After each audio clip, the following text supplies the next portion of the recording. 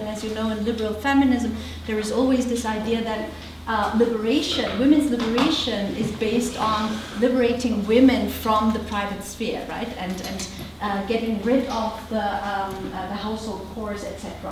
And one a very important aspect of this is also the institution of marriage, for instance. Betty Friedan very much criticized the institution of marriage, and which is for her the basis for women's oppression and for the construction of gender roles. So that was actually a pretty radical idea, even though liberal feminism is criticized for being not as radical, but rather conformist, by saying, well, we want to get included to the institutions, etc. But the very idea of women's liberation is based on this idea of emancipation, which very much focuses on self-determination, individual self-determination. When I started to teach within this master's degree program, Gender, Intersectionality and Politics, I started to very much engage with these different notions of emancipation, women's liberation, etc., also from different perspectives. As you know, I mean, this idea of women's liberation is pretty much criticized by black feminists, US feminists, of course. For instance, Bell Hooks always said, well, the household is also a sphere of liberation, you know, because she looked at women's domination from an intersectional perspective and said, well, the public sphere is not automatically the sphere of women's liberation, because there can be also a lot of racist, sexist, marginalization and discrimination against women, which is why she really criticized Betty Friedan in particular for not taking account of other forms of discrimination.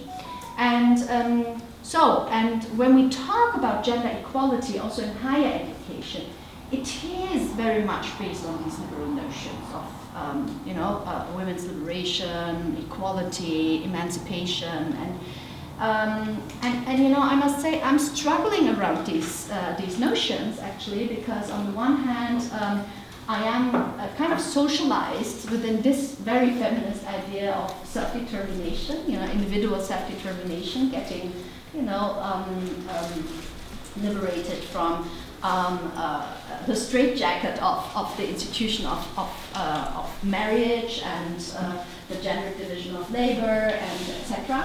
But on the other hand, when we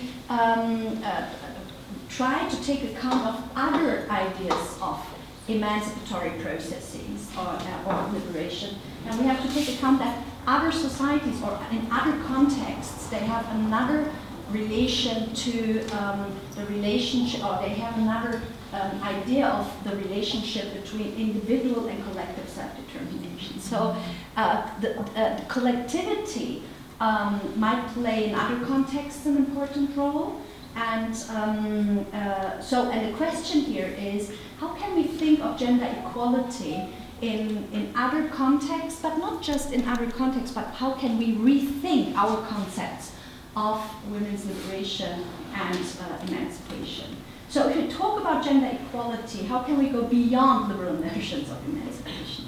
And I think what I would like to start, as I already indicated, is really a project on transnational feminisms, where we really look at the ways in which feminists from other world regions challenge the liberal script.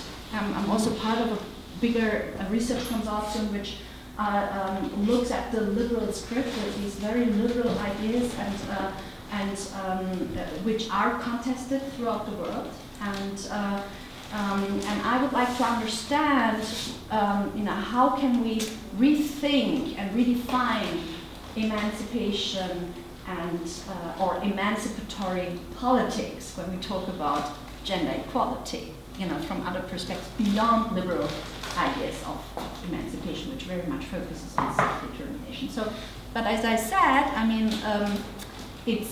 can we think beyond individual self-determination? And I came across many different concepts such as Ubuntu feminism, etc.